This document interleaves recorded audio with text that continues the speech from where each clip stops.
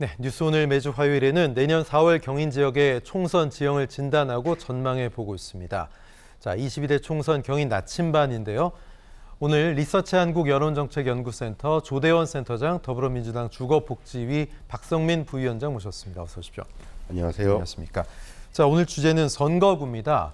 자, 선거구가 어떻게 획정되느냐 중요할 텐데 일단 의견 청취가 끝났죠. 그렇다면 경인 지역 국회의원 수가 과연 몇 석이나 늘어날지 초미의 관심사이기도 한데요. 우선 기준이 인구수입니다.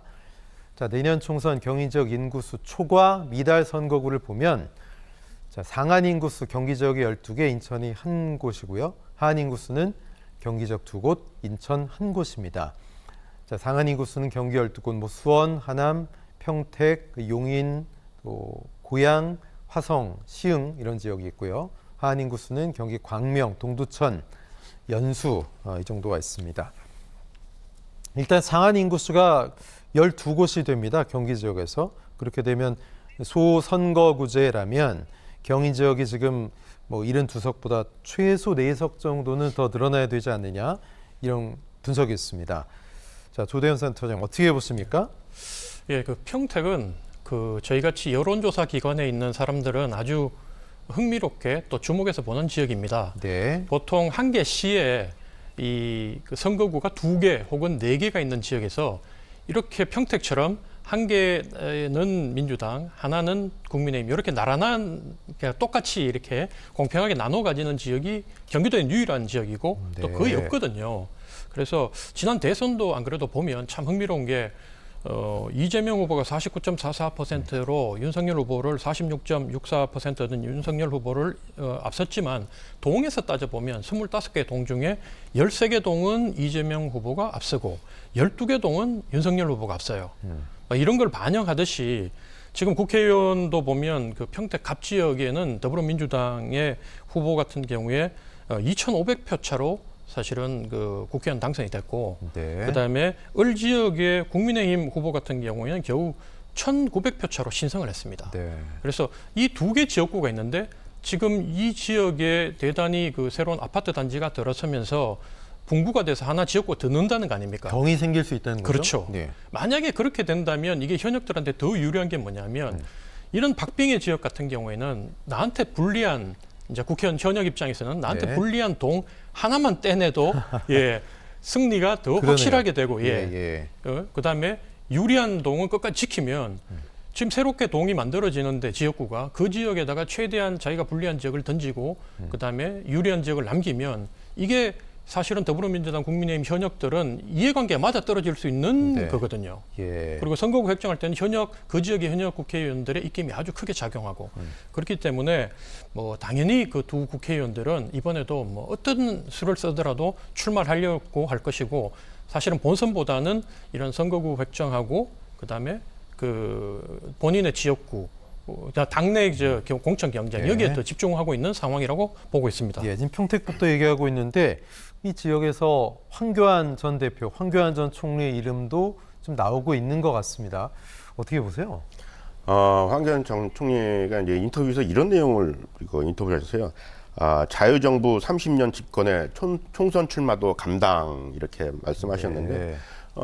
황교안 전 총리가 공안검사 출신이고 박근혜 정부 때 또 그 법무부 장관 또 그 국무총리를 하셨어요. 네. 그리고 2019년 2월 국민의힘 전신인 자유한국당에서 44일 만에 또 당대표를 하셨고 21대 총선을 또 진두지휘하셨거든요. 그 당시에 이낙연 전 총리랑 종로에서 붙었죠. 그래갖고 거기서 석패를 하셨는데 네. 황교안 총리가 지금 포지션이 애매해요. 지금 결과적으로 22대 총선은 중도 보수를 가져가야 되지 않습니까? 예. 35% 아스팔트 콘크리트 지지가 있으면 그 중도 보수를 가져가야 되는데 황교안 총리가 지금 보수 쪽에서도 완전히 우측으로 가 있어요. 그러다 보니까 내년 총선에서 22대 총선에서 국민의힘에 도움이 될 것이냐 그런 부분도 있고요. 지금 가장 중요한 게 안철수 전 대표가 안철수 네. 의원이 분당갑에서 공천이 될까요? 워낙 중량급이기 때문에 글쎄요, 탐탁치 않아도 줘야 되지 않을까요? 공통점이 국민의 있어요. 입장에서? 안철수 예. 의원이 분당갑에서 공천 쉽지 않죠. 지금 안상수 전 인천시장도 지금 요번 달에 그 징역격인 집행유예를 받았어요. 그 네. 아내분이 또 1년 6개월 법정 그 선거법으로 그 선거법은 뭐냐면 작년에 국민의힘 대선 경선입니다. 근데 황교안 총리도 대선 경선을 했었거든요. 네. 근데 황교안 전 총리를 공천을 줘서 다시 원내로 진입을 시켜갖고 대권 후보로 만들어줘. 아마 윤석열 대통령 생각에는 다음 대선에 황교안 총리가 이 원내 입성해서 대선 후보로 되는 거에 대해서는 아마 전혀 생각지 않고 네. 있기 때문에 아마 공천받기가 쉽지 않을 거라고 생각합니다. 네, 그렇군요. 이제 평택에 이어서 분구 가능성이 높은 또 하남이 있습니다. 남북 또는 동서 분구가 얘기되고 있는데요. 현재 이제 국회의원이 민주당 최종윤 의원입니다. 불출마설이 나왔었는데 뭐 또 쏙 들어간 것 같아요. 예, 맞습니다. 하남시는 그 보수세가 강한 지역이고요. 네. 그린벨트가 많고 또 이제 개발 제한 구역으로 묶인 교외 지역과 또 20년이 넘은 원도심 영향으로 꾸준히 보수 정당이 우세를 보여왔어요. 그래서 현재 이현재 하남시장도 19대 20대 국회의원을 하신 분이에요. 네. 근데 저번 21대 총선에 어떻게 됐냐면 이현재 하남시장이 공천을 못 받으니까 무소속으로 나왔어요. 근데 현 당협위원장인 이창근 당협위원장이 2위로 낙선을 했고요.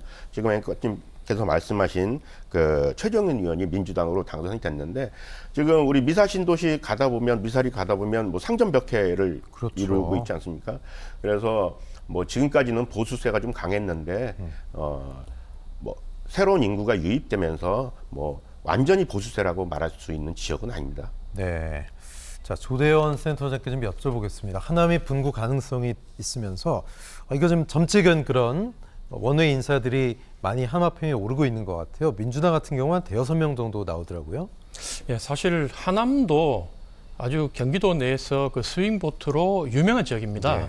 그 지난 대선 때도 보면 이재명 후보가 48.75, 윤석열 후보가 48.26, 0.5% 차로 승부가 이루어졌던 곳이고요. 네. 하남시장 같은 경우에 2018년도에는 민주당이 65%로 압승을 하는데 불과 4년 만에 국민의힘이 56%라는 비교적 큰 차이로 또 이걸 뒤집습니다. 네. 그래서 하남은 어디로 튈지 모르는 지역인데 여기에 이제 지역구까지 하나 더 생기기 때문에 조금이라도 유리하다고 판단되는 정당에서는 이 두 지역을 다 이렇게 석권하기 위해서 물밑에서 많이 이제 노력을 하고 있는데 그러다 보니까 자연스럽게 인물 경쟁력이 곧 그 선거 결과를 좌우할 것이다. 네. 이렇게 양당에서 지금 판단을 하고 있어요.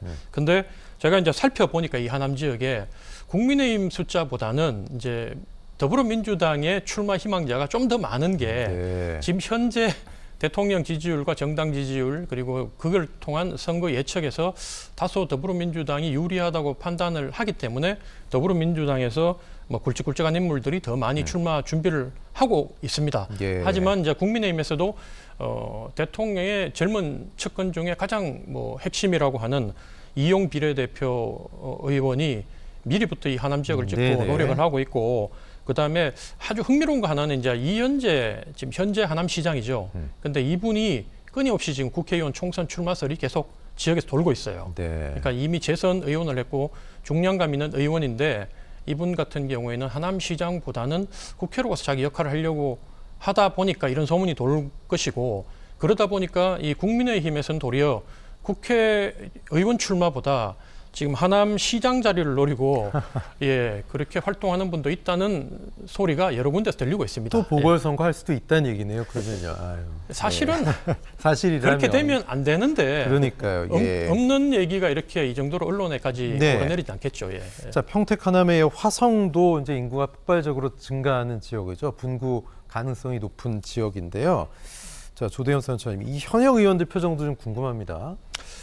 현역 의원들이라면 전부 다 민주당 의원들이라서 네. 민주당 의원들 표정을 얘기하는 건지 모르겠지만 이 화성 지역은 대표적으로 국민의힘의 열세고 예. 더불어민주당의 유리한 지역이 돼버렸습니다. 과거에는 뭐 그렇지 않았는데 최근 한 두 번의 선거에서는 거의 민주당이 압승을 하고 있고요. 그걸 반영이라고 하듯이 지난 대선에서도 뭐 이재명 후보가 19개 동에서 승리를 한 데 반해 가지고 윤석열 후보는 9개 동 겨우 이제 이겼는데 뭐 시의원은 이제 두세 명씩 뽑다 보니까 숫자가 좀 비슷하지만 네. 도의원은 7대1, 뭐 압도적이죠. 민주당이 예. 7, 국민의힘이 1, 그다음 국회의원 의석수도 다 이렇게 더불어민주당이 갖고 있는데 그러다 보니까 지금 현재 국민의힘에서 8월 31일 날 사고지구 36개 중에 10개 당협위원장을 새롭게 임명을 했는데 거기서도 화성 가불 당협위원장이 임명이 안 됐어요. 네. 그 말은 우리가 이제 생각을 해보면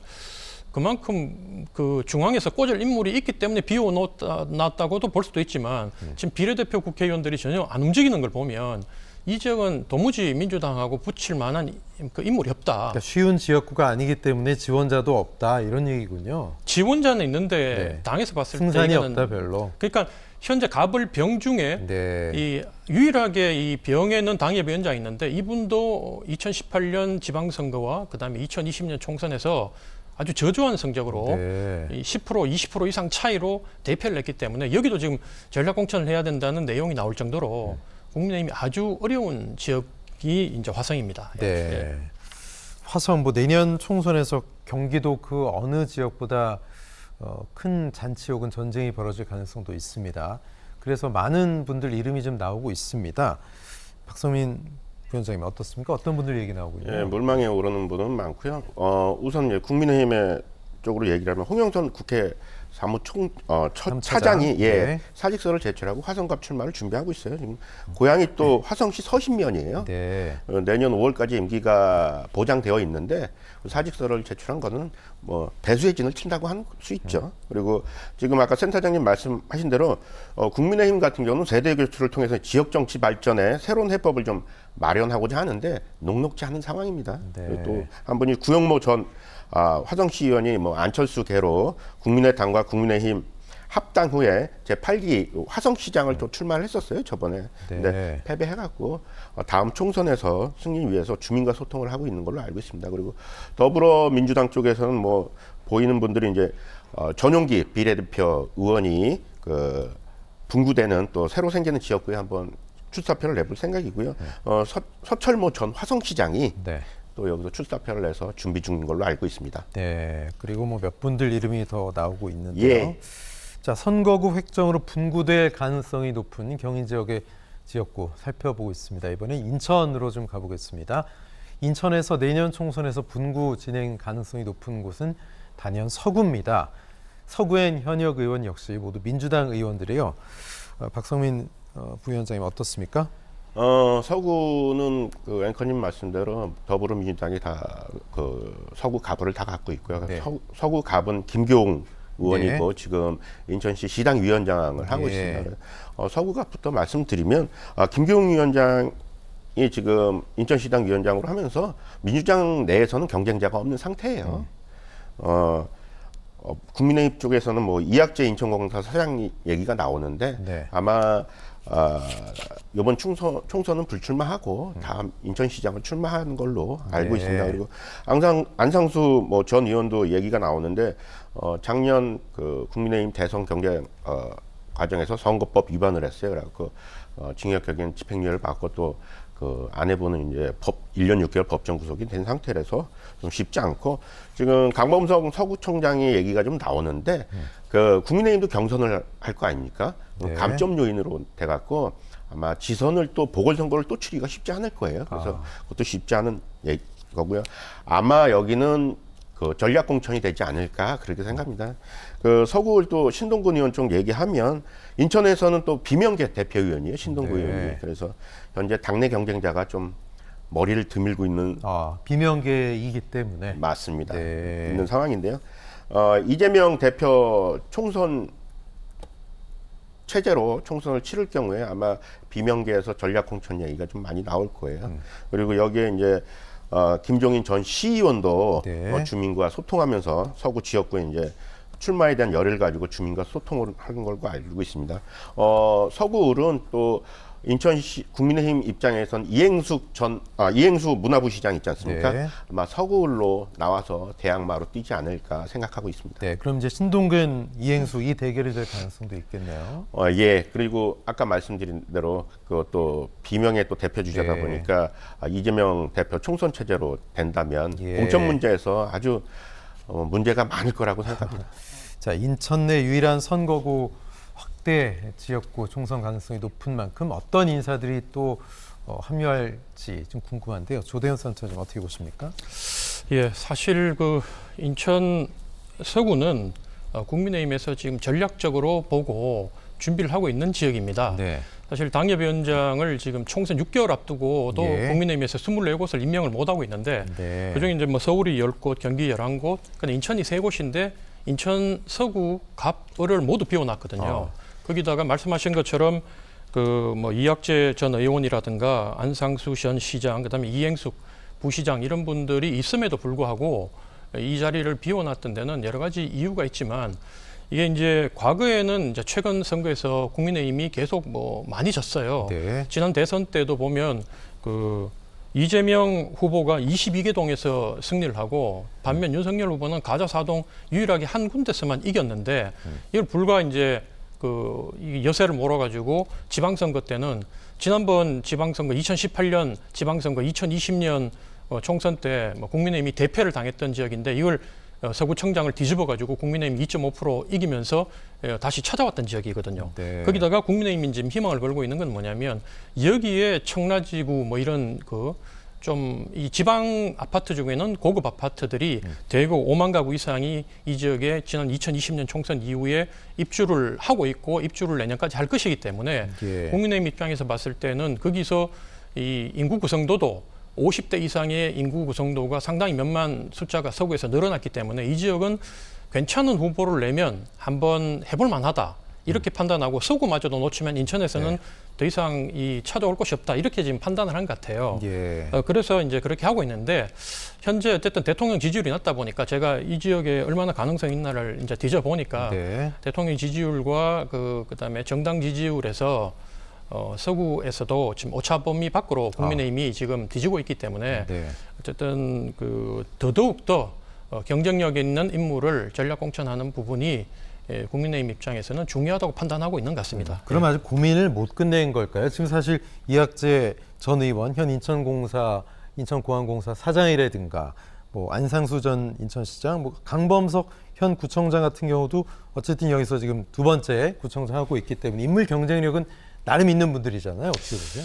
근데 제가 이제 최근에 국민의힘 인사들하고 이렇게 개인적으로 좀 접촉을 해서 내년 총선 준비를 하고 있느냐, 그 얘기를 해보면 지금 정부나 그다음에 공공기관, 그다음 심지어 이제 뭐 정부 여당이다 보니까 사기업의 간부로가 있는 정치권 인사들을 만나보면 보통 이맘때쯤 되면 사표를 쓰고 나와서 총선 준비를 하는 게 과거의 전례였어요. 근데 지금 현재 그분들이 뭐 이학재 지금 인천공항 사장도 지금 그 부류에 들어간다고 지금 언론에서 제가 봤는데 이번에는 출마를 안 하고 2년 뒤에 다음에 지방선거 때 내가 출마를 하려고 한다. 또 이렇게 이분이 임명된 지 그렇게 오래되지도 않았잖아요. 또 그죠? 만약에 정말로 공항공사 사장 간지 정말로 하면 국회의원이 제일 좋거든요. 국회의원이나 시장이 더 좋은데 만약에 국회의원에 나가서 당선될 가능성이 높았다고 한다면 인천공항공사 사장을 고사했겠죠. 이게 뭐 우리가 봤을 때 아주 큰 자리지만 이학재 정도의 이 네임밸류로 봤을 때는 사실은 함진규 의원 같은 사람도 지금 도롱사 사장 가고 있고 이렇잖아요. 그러면 거기에 비하면 지금 이학재 의원한테 네임밸류 좀 안 맞는 자리인데 이렇게 갔던 거는 그만큼 내년 총선이 국민의힘 입장에서도 특히 수도권, 그중에 또 경기, 인천 지역에 있는 인사들이 쉽지 않게 지금 바라보고 있다는 걸 반증하고 있지 않나 이렇게 싶습니다. 근데 서구에서 의석이 하나 더 늘지 않을 수도 있습니까? 뭐 그냥 현행 13석 인천 가야 된다 이런 얘기도 있는 것 같은데 어떻게 보세요? 제가 그래서 사실은 좀 자세하게 각 지역 상황이 어떠냐를 좀 찾아봤어요. 아니 지방에 있는데 예를 들면 강원도나 경북의 북부 지역은 인구수는 비록 적지만 지역이 사실은 뭐 이 수도권에 있는 지역보다 인구는 절반밖에 안 되는데도 지역이 5배, 10배 이렇게 넓어서 차로 한 바퀴 도는데도 3시간씩 걸리고 4시간 걸리는 지역도 많아요. 그런 지역은 명분상 인구 숫자가 적기 때문에 그 지역 없애라고 얘기하기 힘들지만 예를 들면 대구광역시, 부산광역시, 인천광역시 이런 지역은 사실은 여건이 비슷하거든요. 그런데 대구하고 인천하고 인구 숫자를 비교해 보면 이게 60만 이상이 많은데 인천이 지역구는 국회의원 숫자는 한석 더 많아요. 원래 이 인구 상한선으로 따지면 3석을 더 늘려야 되는 거고 부산은 심지어 인천하고 비교했을 때 겨우 32만 많은데 그런데 지역구는 저기 엄청 5개가 많죠. 더 많아요. 네. 5개가. 근데 도리어 부산은 지역구가 넓이가 775제곱미터로 제곱킬로미터로 인천은 1000이 넘거든요. 훨씬 지역도 좁은데 그렇게 국회의원 숫자가 많고 인천은 적다는 거는 그만큼 지금 현재의 소선거구 제도가 문제가 많고 이거를 소선거구 제도를 바꾸든지 아니면 이제 국회의원 정년 숫자를 늘려가지고 수도권도 지방과 같은 비율로 표의 등가성을 보장할 수 있을 만큼 의석수를 늘려야 된다. 저는 그렇게 생각합니다. 네, 서구 분구 가능성이 나오는 거 역시 이제 대규모 아파트 입주민 수 때문에 그런데 그러면서 어떤 지역구의 성격도 바뀔 수도 있잖아요. 어떻게 보십니까? 맞습니다. 네. 그 총선이라는 게 결과적으로 보면 몇백 표와 몇천 표로 네네. 이제 그 당락이 결정되는데 그래서 그 대단지 입주 단지가 들어오면 그 거대 양당이 또 촉각을 곤두세울 수밖에 없어요. 지금 서구 같은 경우는 청라 신도시에 한 5만 7천 가구가 들어와요. 그 무주택자가 이제 자가를 소유하게 되면 보수 성향이 높아지지 않습니까? 그렇죠. 그리고 또 대형 평형이나 또 비싼 아파트일수록 또 보수 성향이 강해지고 또 작은 평형이나 또 규모가 좀 작은 단지일 경우 또 진보 성향이 강해지고 있는데 통계가 있어요. 3.3m당 그 100만 원이 매매가가 뛰면 1.79%의 보수 성향이 강해집니다.